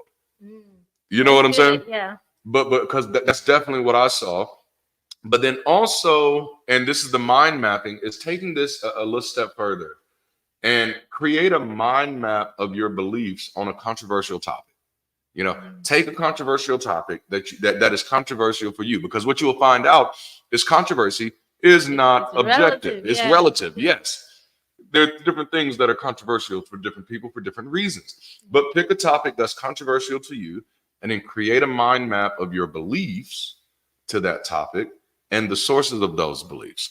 And so I did kind of create something that you are all more than welcome to use. You got it? Yes. I created this in Canva, which we're going to share these links in the notes. Will you share this link in the chat, babe? Well, actually, I'm already at the chat, so I think I can do it if I can get my mouse over here. This is a simple way to do your mind map. And I do have a link to this if you'd like to use it, and it's in Canva, so you might have to use a Canva to use it. That's probably going to take a while to go through there. I sound like an old person. You got it. Make sure you use a Canva. Go down there to the Walmarts. But you put your controversial topic in here, and then just look at all of your beliefs, you know, and just, you know, highlight them, outline them. If you have a belief in an area, because typically you don't have just one belief about a thing. You have several beliefs that coalesce into an idea about that thing. Yeah. So you put each of those beliefs that you can think about of that controversial topic connected to the controversial topic. Then for each of those beliefs, ask yourself, where did I get that from? Where does this come from? You know, we can take it down now. Where does this come from? Like, what is the source of this? You know, and this isn't an academic assignment. You know, this isn't something you got to turn in for a grade. This is a tool for you to explore your beliefs. You know, and so you say, well, like, I wish what somebody would have did for me on this when I was in high school, which is when I was highly involved in, you know, evangelical churches, and very much would have identified as a Republican. At that time, if you would have met me, it would have been scary. I wish somebody would have given me that kind of tool of mind mapping and say, you know, you can do this with your beliefs too. And so here, Darante, let's take this controversial topic of abortion. Let's see what your beliefs are about those topics. And then let's see what the sources for those beliefs come from. Because then after you've done that, now you have a way of visually interrogating how you justify this belief or these beliefs. And I thought about one of mine was always growing up with the belief that politics are bad, or politics right, are bad, yeah. and so not wanting to. Donald Trump isn't helping it, is he? But no, like, yeah. Where did that come from? Which also made us averse to be politically active. Right. If your idea is that all politicians are snakes and liars and stuff, then why would you sign up to be a snake and a liar? You see what I'm saying? Like, and that's the, it's like, holy snap, you know? So that link, you have two ways you can use this. Either duplicate the first page and start editing on a new page, which will be public. Everybody will be able to see it. You don't have to put your name on it. So, you know, you can do it that way. Or copy the first page, and I can help you with that. And as a matter of fact, I'm going to share my screen one more time. We really are. Yes. Oh, that's so good. Yoink, share screen, the Canva. Yep. All right. So, and what I mean by copy the whole page, like, so if you jump in here, and I see a few of you are, if you jump in here and you want to use this, but you want to work in this document, you don't want to have to create another Canva, then just create duplicate page, and then you're going to get that same thing, and then now you can type in all of this. And so, and then of course, if you come in here and there's more than one page, the key is only duplicate the first page, and then you know what you wrote and what you didn't write. So if you see somebody else's, that's not your words, try not to write their stuff out. But another way is you can just open up your own, after you open this up, select everything on the page like that, and then create, just click copy. You can do right click copy as well. For those of you, well, no, don't do right click. Oh no, it did work. It just grouped everything. So you can do right click copy, or you can do group copy, and then you copy it, and then you open up your own Canva document. And this is if you want it to be private. You open up your own Canva document, and then you can just paste that in there. Or instead of doing any of this, is always either a Louisville. Yeah, absolutely.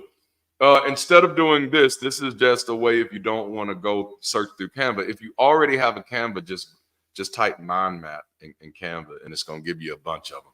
And you can tailor them either way you want to.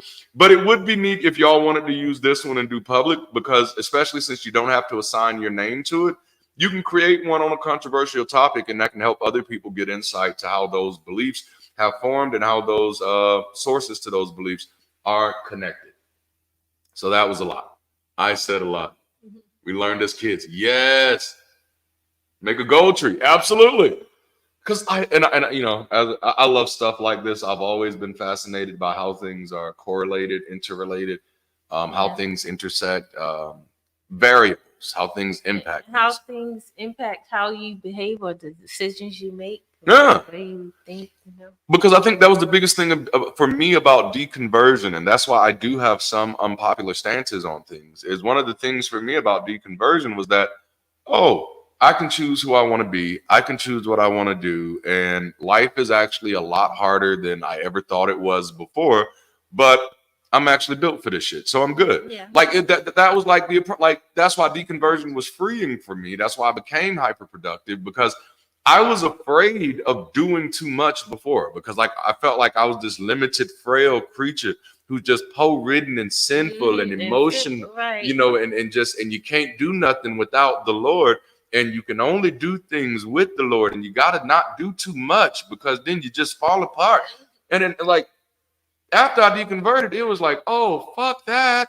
No, it's too much nuance. Yeah. And people, Roy, people have that problem with me because I won't choose their villains, and I'm like, no, I can clearly see why you think these people are bad people. And if I viewed the world the way that you viewed it, I'd be there too.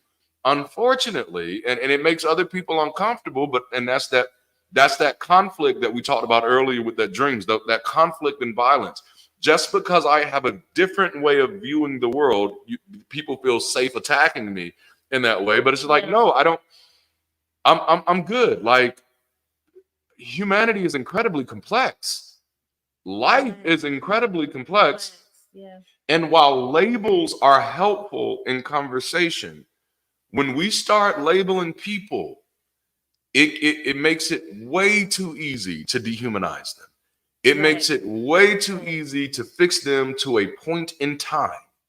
When just the way that I interact with history, if I chose any of my mentors by every moment in their life, I wouldn't have any mentors. If I chose who I'd respect by every moment in their life, I'd have nobody to respect. If I was going to choose who to treat like humans based off of every moment of their lives, I would have no one to treat like a human. And just the reality is life is in flux. So yes, there are people who really suck today who might suck a little less tomorrow. Or if you're lucky, maybe they'll suck a little more tomorrow. It's time for Sorry. I have to do it. Okay, so I'm through talking. Baby, you want to take over from here? Yes. So next week, again, we're going to have Mark and Yes, I'll pull it up because I know you're okay. talking. Yes, we're gonna have Mark and Ann, so we're so excited to have them, and we're gonna have some more great conversations. So join us. You could get more insight on what it's like being a pastor, what it's like being a pastor's wife, and the nuances of some people call first lady, some people call pastor as well, co-pastor, some people doctor, and some people believe your wife don't do anything but just sit there and be in the front row And smile at the rest of us and make us feel, I'm the ruler, it's all those nuances. it's so rough. we'll get into that. Oh, we appreciate you. We appreciate you. Awesome. Yes. And so if you haven't already, please like, comment, and share. We appreciate your comments and your thoughts and how you have been maneuvering through life as For we sure. have. And understand, also keep in mind, as you want grace, give other people grace as well. So Oh wow. That's gonna be Roy's birthday. oh, So I said, happy early birthday. Yes. And so yeah, just be mindful of, just like you, we don't want other people pointing fingers and like, you this, you that. Be mindful of us not doing the same, or of how we do it that way as well. Unless they're fucking with you, then you have full permission Yeah, to go if you fucking with if me. you come with the cards, hey, we're gonna play the cards, okay? I tell people there's a whole fool in here. Don't play that game. Don't play that game. Do you mentor preachers? I used to. Okay. I used to that, and it was really one of my favorite parts of the profession. Because mentoring preachers, and this is probably what kept me in ministry for so long, is that I very quickly realized that there was more to church than just theology. There was sociology here. There was event management here. There was life management, crisis management, change management, project management. There was having to understand psychology, and I really wish we would have been integrating more things with neuroscience and all those things. And so, and I only say that to say, because the majority of my conversations with training other preachers, pastors, ministers, I actually had an organization that had over 400 pastors connected to it, called P3, which stood for Pastors, Planters, and Preachers. And reason I enjoyed it, because the majority of their issues were not theological issues. It wasn't religious issues. And so the things that I got to train them on and help guide them in were relational issues. There were community issues. There were issues of equity and integrity and learning how to be integral. There were issues of organizational management and organizational development, how to structure these institutions to be, or these buildings and these organizations to be healthy and helpful. And so I missed that. And that was hard. That was hard to walk away from. Understanding that even though this is where my work was valuable, the fact that I don't share this one thing of belief with them anymore now disqualifies me in all of the practical things that I've been able to help them to do, which is why building this community has been absolutely incredible, because it does kind of put me back into that space where I can take those years of expertise that I in good faith developed and still share them in a way, and actually in a safer way. Because one of the hard things about being back then is that I always had to be perceived as right. I always had to be their voice, and I had to be this person who always has all the answers. And most of you now know that I'm incredibly averse to that, as now, like, no, I just have my answers. And if you can learn something from the things that have worked for me, then great. And in exchange, I'm going to want to learn some things from you, because that's how I got here. That's the way I got the information that I got. It didn't come out of my head. That's not how, information doesn't grow like a seed, instead you put in new data. So just being curious about other people and being willing to hear people out and learn different things about them. This is one of the reasons why church is so destructive, when it could be just beautifully constructive, as we're seeing in these conversations, is because there is this idea of superiority that is automatically baked into the context. But thank you for asking that, because that's my passion has always been leadership. It's just that leadership has taken on so many different definitions for me over the years. And that's literally, I mean, that's why we do what we do. This, at the end of the day, this is cute, this is fun, but this is leadership. Leadership is getting into the trenches, modeling what you want to see in the world, being willing to be that guinea pig, even if it means other people. Like we had people stop supporting the channel because they say, oh, I agree with everything they're doing. It just looks too much like a church, even though there's no superstition. And that stuff like that, I've just had to get just absolutely comfortable with, you know, because I really am comfortable with it. It doesn't make me any, never mind one way or the other, because this is an experiment for me. This is me finding like, can we build things that matter just for the fact that they matter? Not because it looks like something else, or doesn't look like something else, but no, because this fucking matters and this will help and this will work. Not because one person has a great idea, but because that's the value of community. When people start working together, which means like people mistake routine for ritual. Most churches haven't done rituals in a very long time. Most of the urban churches don't even do communion anymore. You know, I damn sure didn't, because it's weird. You don't want to be talking to people in 2024 about drinking somebody's blood unless this is a vampire Comic-Con. You know what I'm saying? Then, you know, all's fair.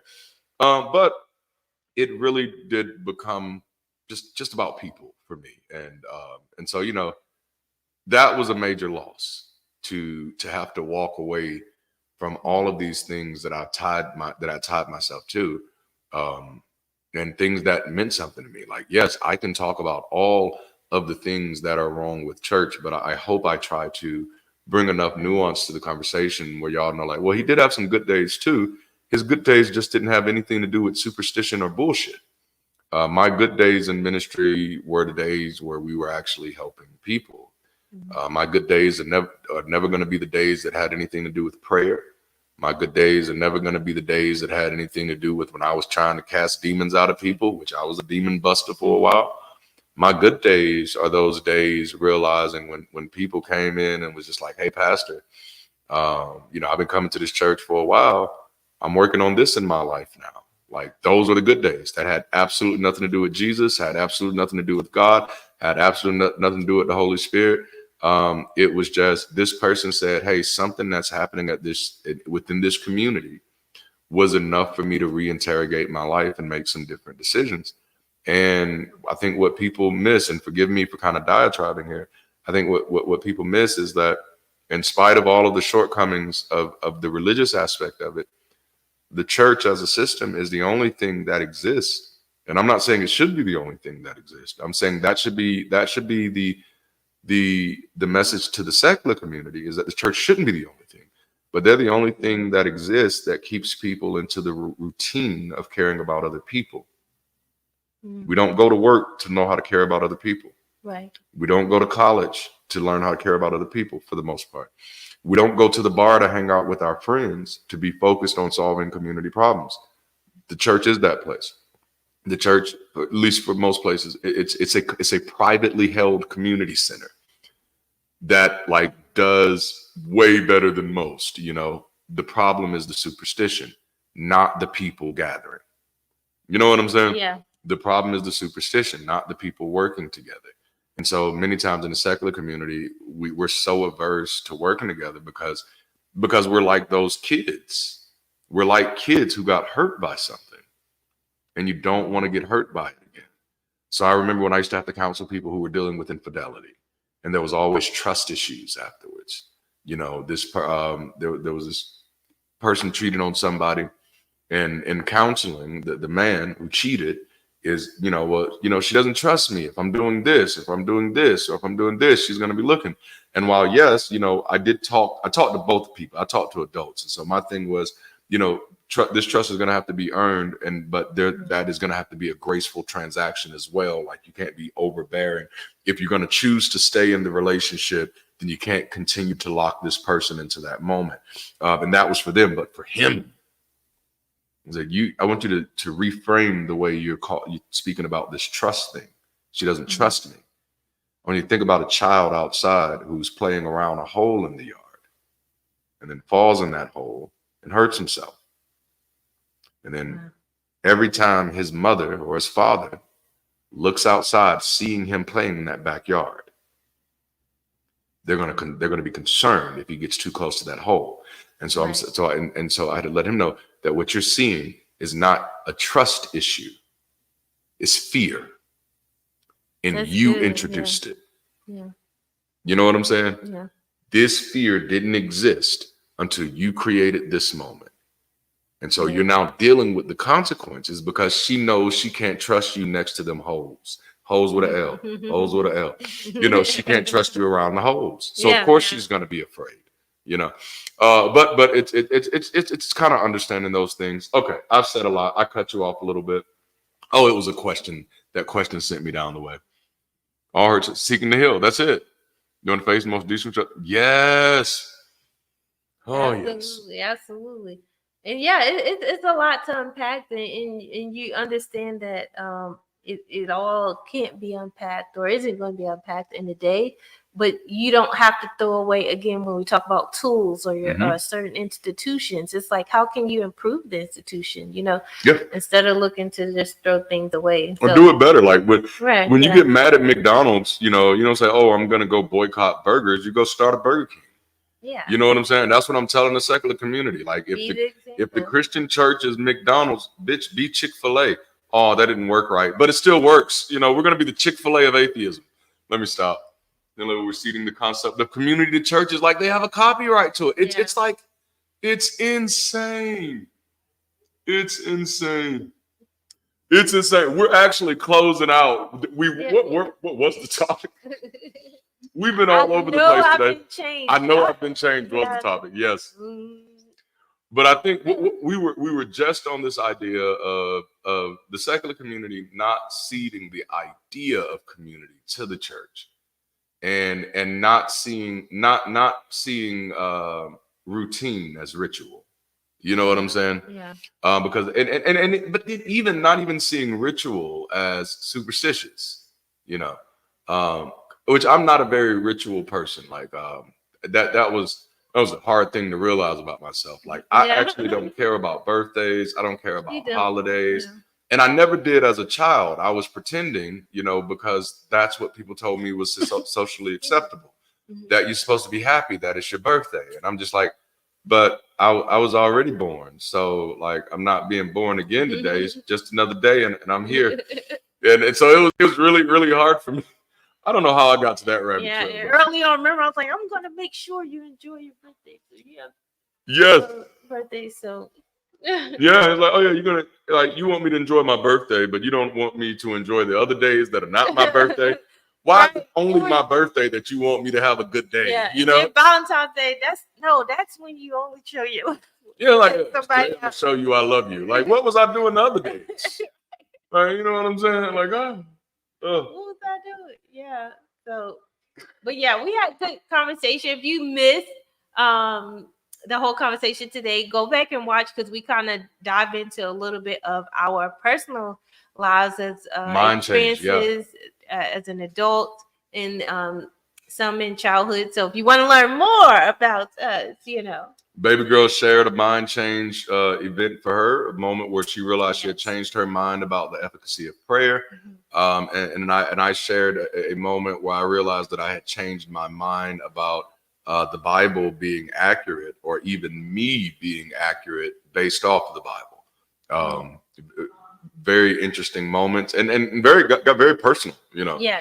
Especially yours. I did not expect you to share as much as you do. Yeah, because I'm not going to share. I keep a lot of things, which is not. I always know that's not really good, because then you can't really heal or move past it or work out what you're still dealing with. Yeah. But it is good for us to share, and good to understand. And if you're a parent out there and your children come to you with things like I've experienced or felt, it doesn't always mean they look at you like that forever in your life, right? But it's good to hear them out and see how they view like their perspective, and how the things that were happening that you may have been dealing with, but you didn't let us know, or something like that. And that's another way to connect on a deeper level. So yeah, and I'd add to that, just kind of on that same smorgasbord, be careful of, always be mindful of the memories you're impacting people with,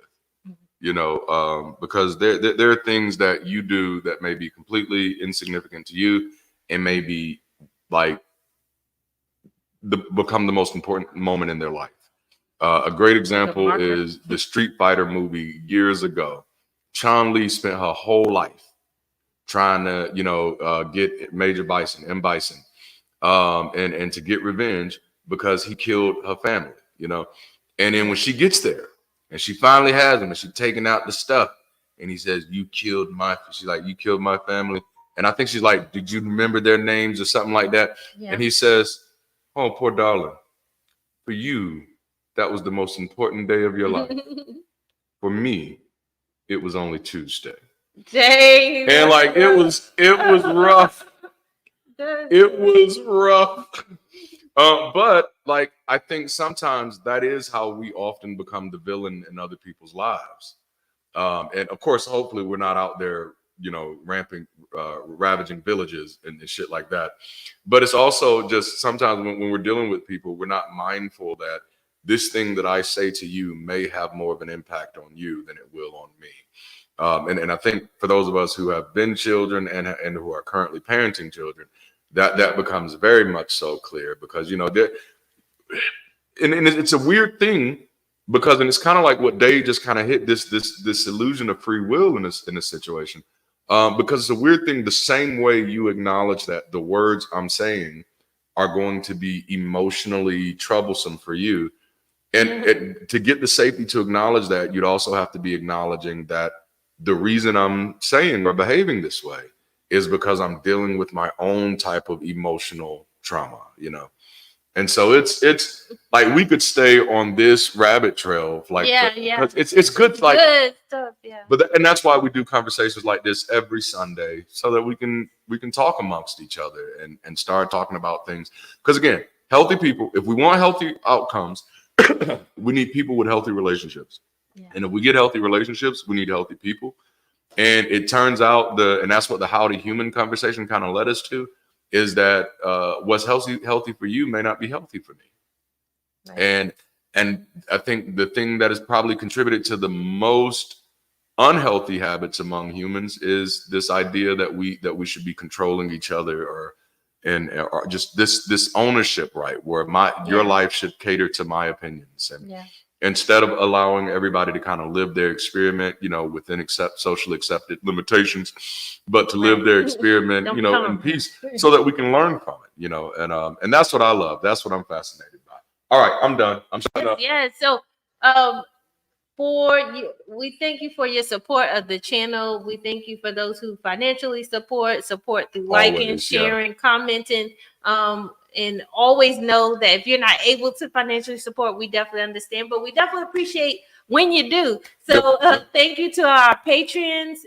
And I say our patrons, our YouTube members. Thank you for our Discord members. Thank you for those who have been sowing seeds. Darante sometimes get a quick little Cashapp or PayPal, and it's very much appreciated. Very much appreciated. Yes. We're a Black family in America, so we've been living up against the margins for our whole lives. But we have done decent for ourselves relatively, especially when you see where we both came from. It's always appreciated. It's always a delight, when I see a little something come through, and I'm like, man, these are people who really find some type of value in what we do, and it does mean the world to me, and it does continue to give us the freedom. Somewhat to continue doing this and again, just like Baby Girl said, not only those of you who are financially supporting, but even those of you who are just hands-on supporting, that helps this happen, that makes this happen. And so make sure to join us tonight for the Ex-Pastor call-in show, which I'm excited about. Join us at 5 Central, 6 Eastern. Yes. We appreciate that encouragement. Thank y'all so much. Yes. So we're going to close out, but if you want to join Discord, we do have the post-session hangout. We appreciate those who jumped in. I shared it earlier. I'll share it one more time here. Oh, you okay. Yeah. So You can click that link. If you can't join this time, just remember every Sunday It's you every can Sunday. pop in there. And it's for you. You just jump in when you want to jump in, jump out, jump in, jump out, introduce yourself. And it's to hang out with the community. That it's not us centric, partially because we have to go through a lot with taking stuff down and putting stuff back up. So we don't really have the freedom to always be able to jump in. And then of course, we got 4 kids that we're basically ignoring for 2 hours. Well, technically 3 hours, because the hour before we get prepped. And then so we gotta feed them after this. But as we get more liberty, you will see us jumping in there more for sure. And of course, we do have the And of course, we do have the game nights that Kyle has been planning for us, which has been just last night was amazing. So the community is growing, life of the community is growing. So when you jump into Discord, please, and I don't think you will, but just please don't just be looking for us. There are so many valuable, awesome, amazing people in this Discord community. And I know you're like, man, you're using a lot of adjectives for people, but that's how I feel about all people. I feel like all people are awesome, even when they're absolutely horrible. You know what I'm saying? That's just me. It's just how I feel about people. It's like, man, because for you to be here, just a little bit I know about life, you had to survive a lot of shit to be here. Whether you went through that shit with gold draws or holy draws, don't even matter. You had to survive to get here. And I'm always going to do my best to try to value that experience. These are fun. Like I enjoy these conversations so much so. So again, if you jump in Discord after the show, man, hang out with the community. There's just great people here. Yes. If you want to learn more about us or just visit our website if you haven't already, it's always in the works. So just know that, but you can always go to dldd.us if you're looking of how to contact us. We have plenty of ways, though. I'm on Facebook. I don't necessarily go on Facebook a lot, but I do get the notifications if someone messages me. So if you're trying to reach me or just, any Discord, the website, we have emails where you can contact us. So feel free. We respond. I respond, so. But we appreciate you all. See you tonight. Yeah. See you tonight at 5 p.m. If you're volunteering with us, be there just 15 minutes before. We don't take up too much of your time. I don't even know what I'm trying to get to. Yeah. There you go, Brand. Why am I moving this? I don't know why you're moving. What you doing? What you moving? But yeah, so we do love y'all, of course. Till next time, keep rising. Until next time. Be the bridge, and we'll holler at y'all later.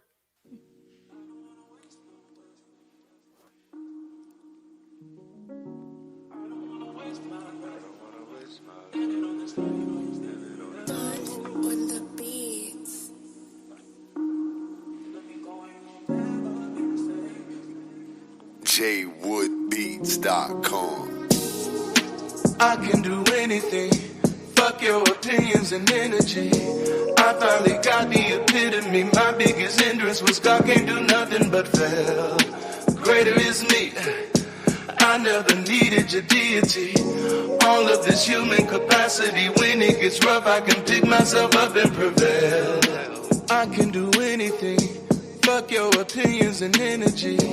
I finally got the epitome. My biggest hindrance was God can't do nothing but fail. Greater is me.